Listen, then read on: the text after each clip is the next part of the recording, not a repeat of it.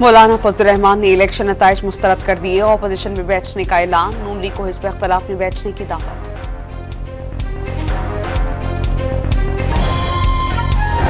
इस्लामाबाद में peoples party और मुस्लिम league नून की राबता कमेटियों का मुशावरती इजलास। महंगाई, बेरोजगारी और गुर्बत से निजात से मुतालिक तजावीज़ पेश। इजलास कल भी जारी रहेगा। नून लीग की नामजद वज़ीर आला पंजाब मरियम नवाज ने काबीना की तश्कील पर गौर शुरू कर दिया। पहले मरहले में 30 रुकनी काबीना की तश्कील का इम्कान। चीफ सेक्रेटरी पंजाब की जाती उम्रा पहुंचकर मरियम नवाज से मुलाकात। नामजदगी पर मुबारकबाद का पैगाम।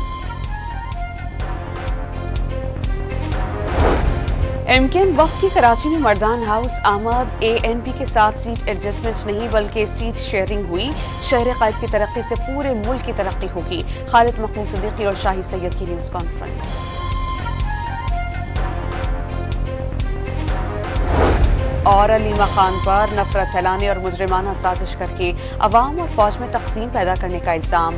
फेडरल इन्वेस्टिगेशन एजेंसी ने बानी पीटीआई की हमशीरा का counter terrorism wing Islamabad office में 16 फरवरी को तलब कर लिया।